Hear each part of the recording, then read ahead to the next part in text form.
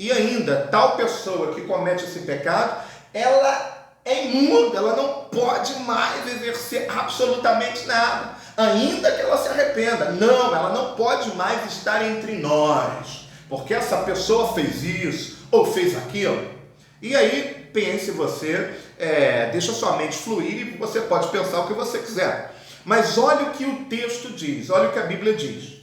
Provérbios 16, Provérbios 6, verso 16 em diante. Há 6 coisas que o Senhor odeia. Preste atenção nisso. Há 6 coisas que o Senhor odeia. Não são 6 coisas que tão somente aborrece o Senhor. A gente vai ver dentro da Bíblia que e o povo de Israel aborreceu o Senhor por causa do seu pecado. A, B ou C aborreceu ao Senhor. Esaú aborreceu ao Senhor. Não, aqui está dizendo odeia. Ok? Há 6 coisas que o Senhor odeia. 7 coisas que ele detesta.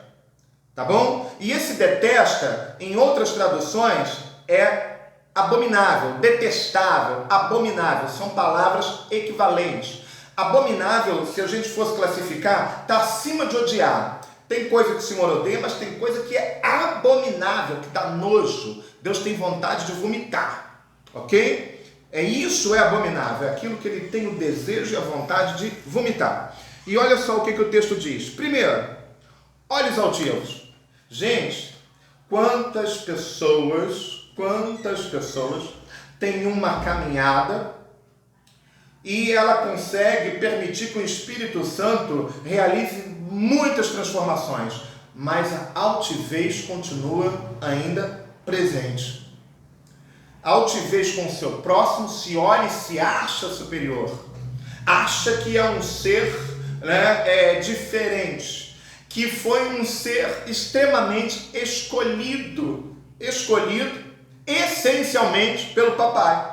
Só ele. Não, eu sou o exclusivo do papai. Ou por ter uma posição mais favorecida, não, Deus, ele é comigo, porque eu sou fiel. E aquele olhar altivo, né? Pessoas que, apesar de, conquistam, têm casa, ou casas e carro e tal. E deixa eu te falar uma coisa, que o Senhor vem me iluminando agora. A Bíblia diz que Deus amava Jacó, mas aborrecia Esaú. E aí a gente conhece a história de Jacó. Jacó rouba a progenitura, ou seja, o direito de herança, de ser abençoado e herdar as bênçãos do pai, né? E aí ele foge da presença do seu irmão. E aí quando ele volta, quando ele retorna, muitos anos depois, a gente observa à luz da Bíblia que Esaú era mais rico que ele, apesar de.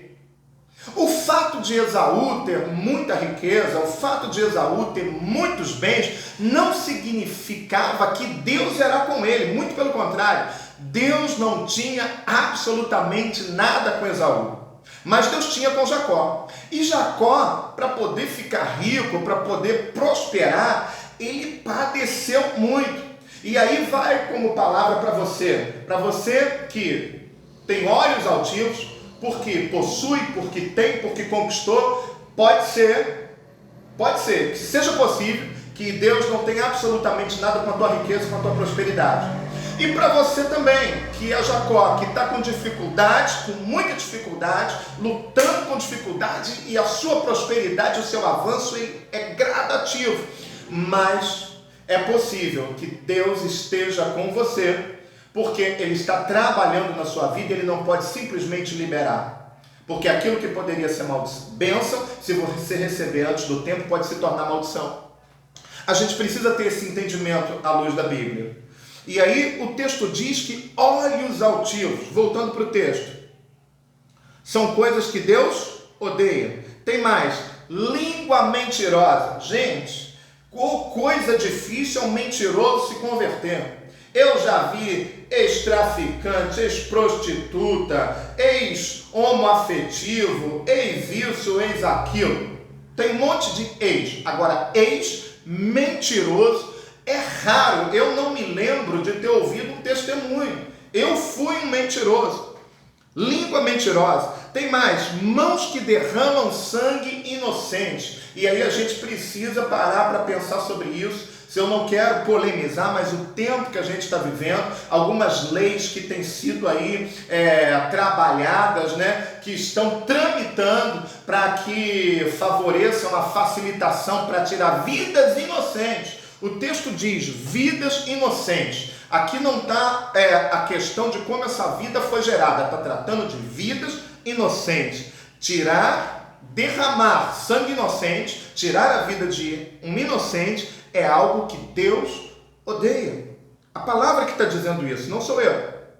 Mãos que derramam sangue inocente, coração que traça planos perversos e pés que se apressam para o mal. Gente, quantas pessoas maquinam o mal, sabe? Aquelas vinganças gospel. Agora fulano não me ajudou quando eu precisava, agora deixa Deus trabalhar. Ou agora, Deus está me honrando. Agora você vai ficar aí olhando e eu estou numa posição favorecida. E agora fica aí olhando, bate palma e bate palma de pé. Gente, para! Isso não é evangelho.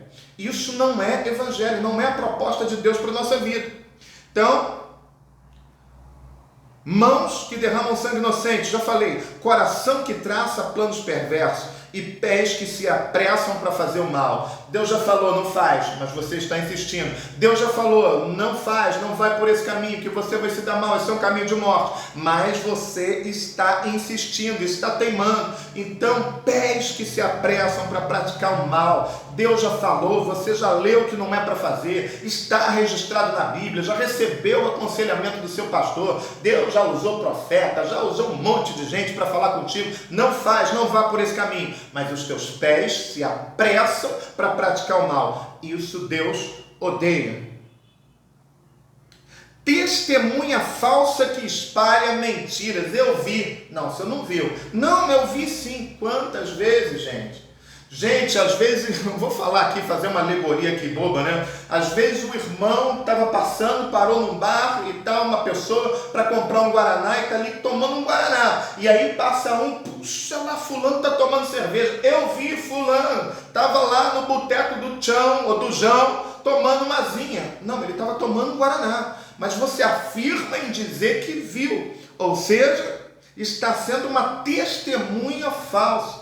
Querido, não testemunhe a respeito daquilo que você não viu. E se você viu, tenha certeza a respeito do que você está vendo, porque Deus odeia testemunha falsa. E agora, para fechar, o que Deus de fato abomina de tudo isso aqui, aquele que provoca discórdia entre irmãos. Para sintetizar, fofoca. Gente, as pessoas acham que fofoca é brincadeira. Fofoca não é brincadeira. Fofoca é um instrumento do diabo, é um instrumento maligno que provoca discórdia entre as pessoas. Hoje as pessoas fazem piada e tal, foi só uma brincadeirinha. Queridos, fofoca é algo odioso, detestável, abominável. E as pessoas ainda assim brincam. E a gente tem uma dificuldade de ver uma conversão de um fofoqueiro, de alguém chegar lá na frente e falar assim: eu sou um ex-fofoqueiro, Jesus me libertou. Gente, que obra difícil para Jesus, libertar um fofoqueiro. E aí a gente fica medindo, falando assim: não, a prostituta, o assassino, o fornicador, tudo isso é pecado e conduz para um caminho de morte. Mas a fofoca também, mas a mentira também. E tem certas coisas, tem certas mentirinhas brancas que a gente não considera, que a gente acha que pode. A gente pode fazer fofoca e falar mal do outro sem fundamento, e falar que o outro falou: deixa eu te contar um negócio aqui, mas aqui, tu não fica só entre nós, fulano estava falando aquilo. Não faça isso, porque Deus, Ele abomina isso. Isso não faz parte de uma caminhada genuína, de uma caminhada legítima com Deus.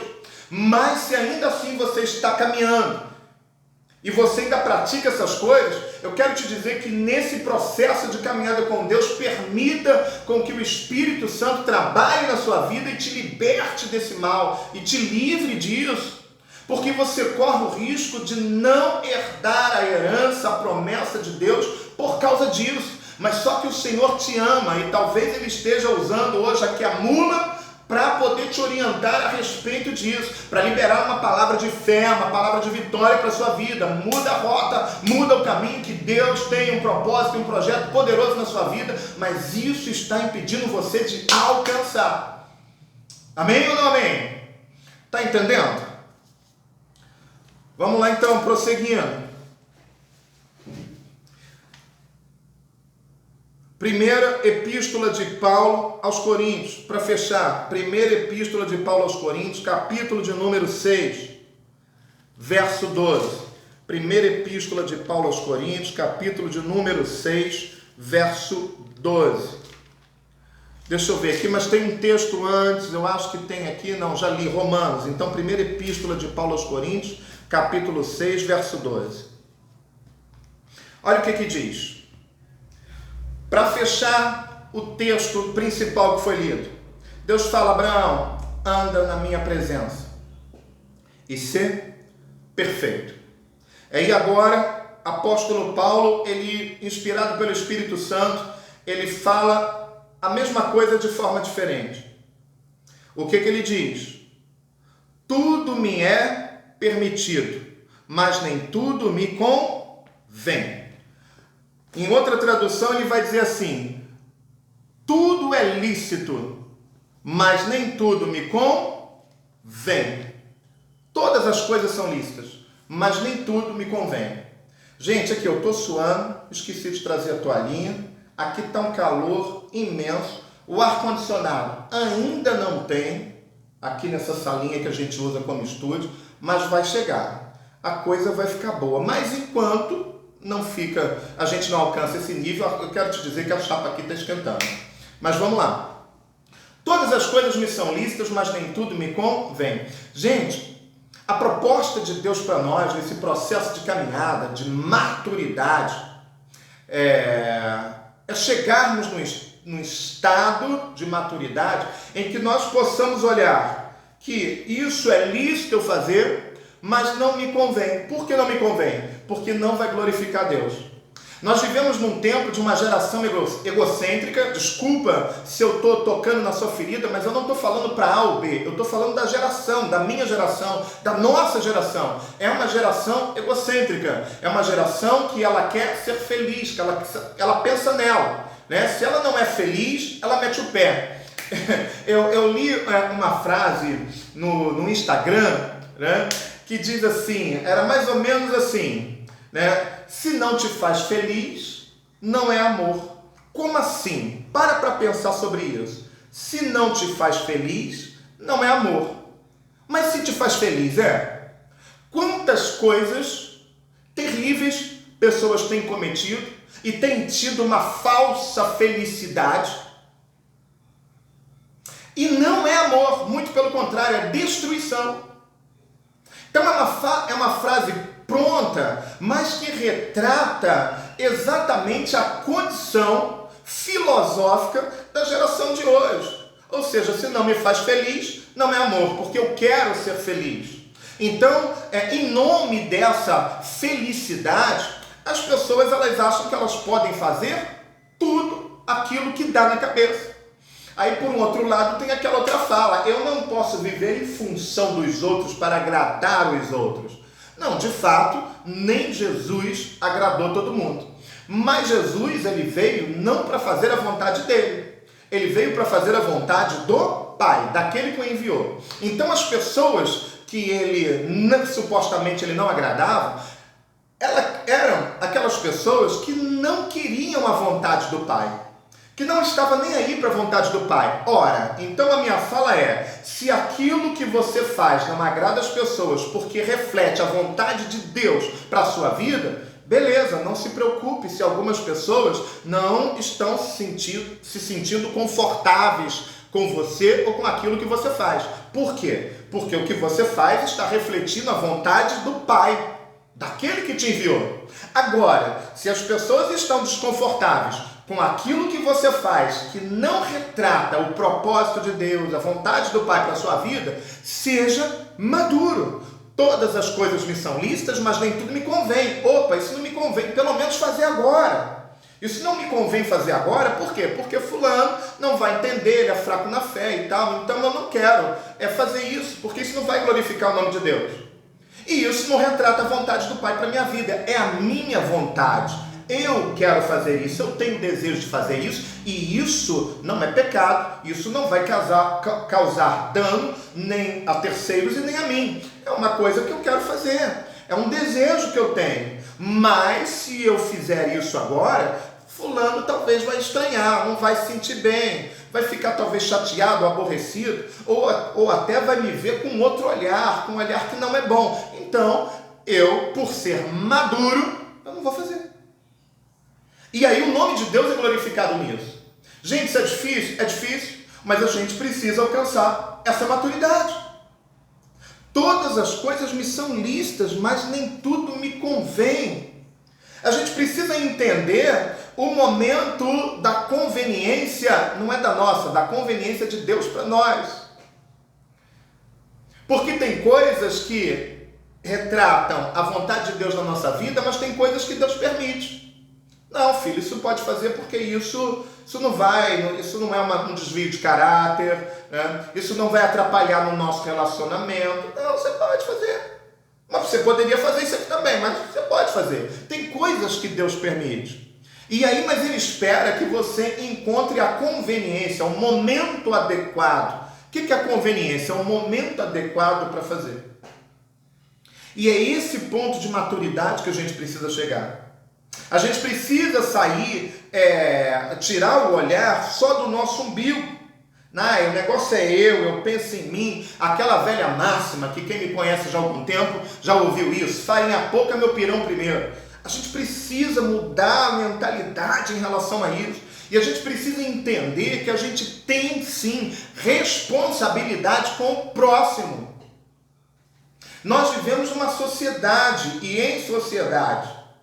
Nós vivemos em comunidade. E uma vez vivendo, você não é nenhum eremita que está dentro de uma caverna e vive sozinho e só responde por você.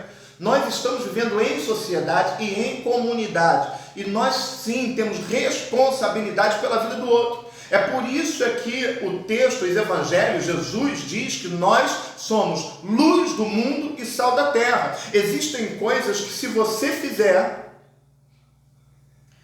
fora do tempo de conveniência, você não será luz. Pode ser que a sua luz fique ofuscada, porque não era para você fazer aquilo naquele momento.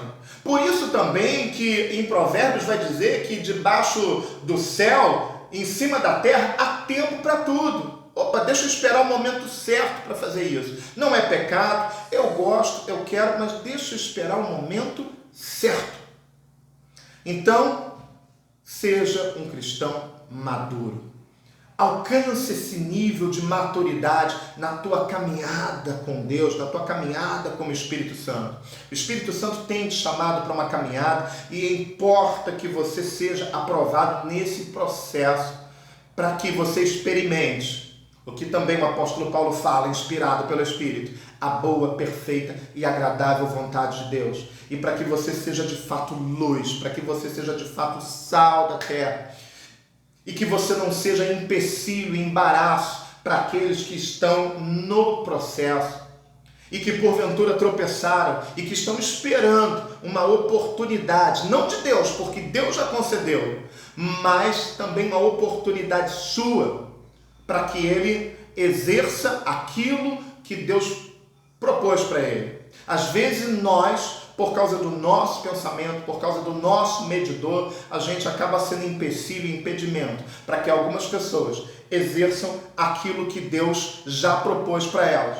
Às vezes você, por não se perdoar, por não entender o propósito de Deus para a tua vida, que Ele é aquele que levanta, que não existe aquele que não tem pecado. Lá na primeira epístola de João, capítulo 1, verso 8, vai dizer que aquele que diz que nunca pecou faz de Deus mentiroso. Então, todos nós pecamos, mas o pecado ele é, sobretudo, um acidente na nossa vida. Não pode ser algo sistematizado. É um acidente. Quem é que não está sujeito a se acidentar, a tropeçar no processo, na caminhada? Todos nós estamos, todos nós tropeçamos. E isso não pode ser impedimento para que você cumpra o propósito, para que você cumpra o desígnio. Isso não pode ser um motivo para que pessoas sejam impedidas de alcançar o propósito de Deus e cumprir o propósito pela qual elas foram designadas. Receba essa palavra como uma bênção para a tua vida, como uma máxima para a tua vida e seja tremendamente abençoado. Jesus é aquele que já te redimiu, já tirou a culpa. Prossiga, siga o caminho do arrependimento e viva na plenitude das bênçãos de Deus para a tua vida, em nome de Jesus. Que Deus te abençoe tremendamente. Vou postar esse vídeo no YouTube. Por favor, se inscreva no canal, ative o sininho.